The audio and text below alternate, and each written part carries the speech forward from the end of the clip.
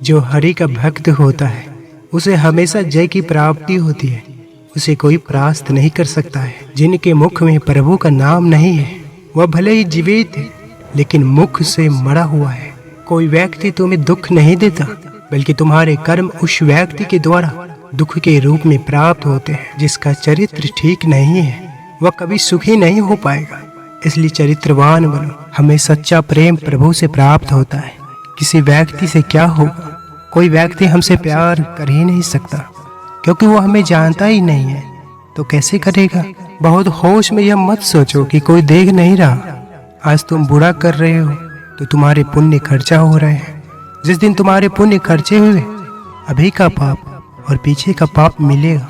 त्रिभुवन में कोई तुम्हें बचा नहीं सकेगा। क्रोध से कभी किसी का मंगल नहीं हुआ है, यह आपके समस्त गुणों का नाश कर देता है। कौन क्या कर रहा है इस पर ध्यान मत दो, केवल हमें सुधरना है, इस पर ध्यान दो। दुखिया को न सताइए, दुखिया देवेगा रोए। दुखिया का जो मुखिया सुने तो तेरी गति क्या होए। हमेशा याद रहे कि प्रभु का नाम जब संख्या से नहीं, प्रभु में डूब कर करो।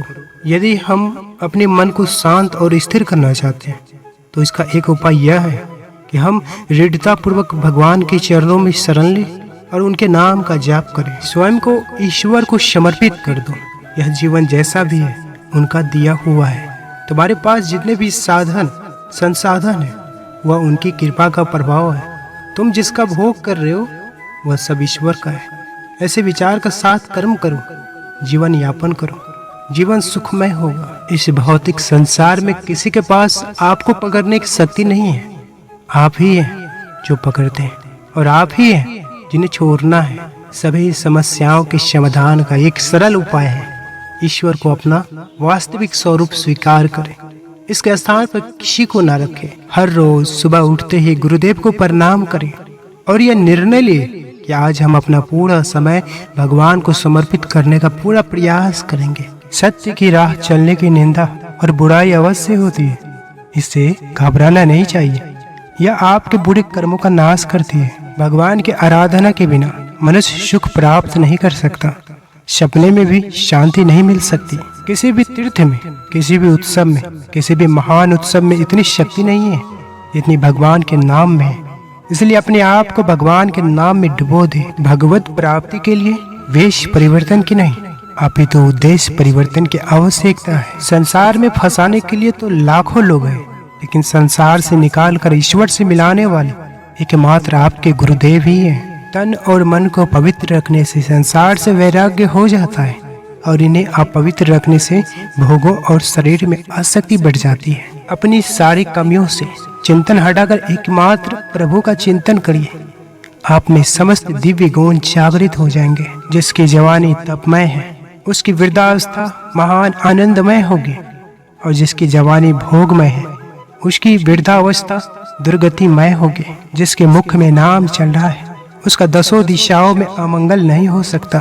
जो भगवान की प्रसन्नता के लिए प्रतिदिन उनके सामने नृत्य करता है, ऐसे प्रेमी उपासक को संसार की माया के सामने नृत्य नहीं करना पड़ता है। भगवान पूर्ण रूप से परम स्वतंत्र है, लेकिन वे अपने भक्तों के प्रेम को स्वीकार करके उनके अधीन हो जाते हैं। समस्त साधना और सेवा का फल है अहंकार का नाश, और यह फल केवल गुरुदेव ही प्रदान करते हैं। एक ही सूत्र जीवन में सुलझाने के लिए पर्याप्त है कि हमारे इष्ट के सिवा कुछ था नहीं, कुछ है नहीं और कुछ रहेगा नहीं।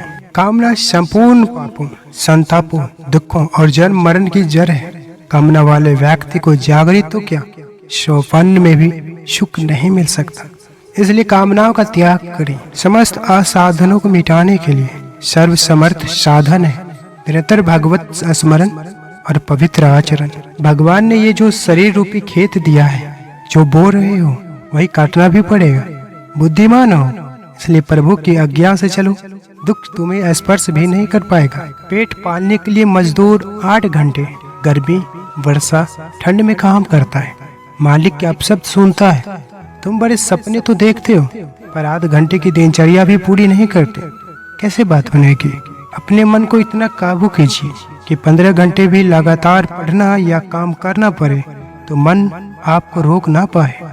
मैं उस धर्म या मजहब को कभी स्वीकार नहीं करना चाहता जो मुझे यह सिखाता है कि इंसानियत हमदर्दी और भाईचारा सब कुछ अपने ही धर्म वालों के लिए है। उस दायरे के बाहर जितने लोग हैं सभी गैर हैं, उन्हें जिंदा रहने का कोई हक नहीं है। ऐसे धर्म मजहब से अलग होकर मैं विधर्मी होना ज्यादा पसंद करूंगा। जरूरत के मुताबिक जिंदगी जियो, ख्वाहिशों के मुताबिक नहीं, क्योंकि जरूरत तो फकीरों को भी पूरी हो जाती है, लेकिन ख्वाहिशें बादशाहों की भी पूरी नहीं होती। अपनी कहीं बातों को प्रमाण देने की आदत नहीं मुझे। जो मुझे समझते हैं वो मेरे भाव को समझ लेंगे, और जो ना समझे उन्हें समझाने में मेरी कोई दिलचस्पी नहीं है। जो भगवान कर रहे हैं वही आप कर रहे हो। यदि आप राधे राधे, राम राम, कृष्ण कृष्ण हरि जाप कर रहे हो तो आप वही कर रहे हो जो स्वयं भगवान इस वक्त कर रहे हैं।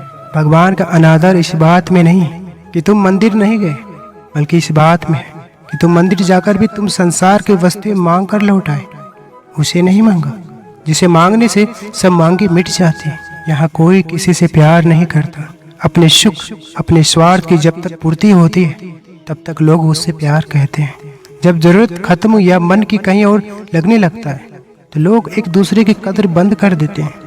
प्रेम सिर्फ ईश्वर कर सकते हैं। धीमे हो जाए, शांत हो जाए, चिंता मत करें, जल्दी मत करें, जीवन की प्रक्रिया पर भरोसा करें। जो होगा सब अच्छा होगा। जिसका मन स्थिर होता है उसे कोई भी परिस्थिति दुख नहीं दे सकती। अपना ढंग बदलो, अपने आसपास के जीवन को सुंदर बनाओ। सभी को यह महसूस होने दो कि तुम्हारे साथ होना एक उपहार है।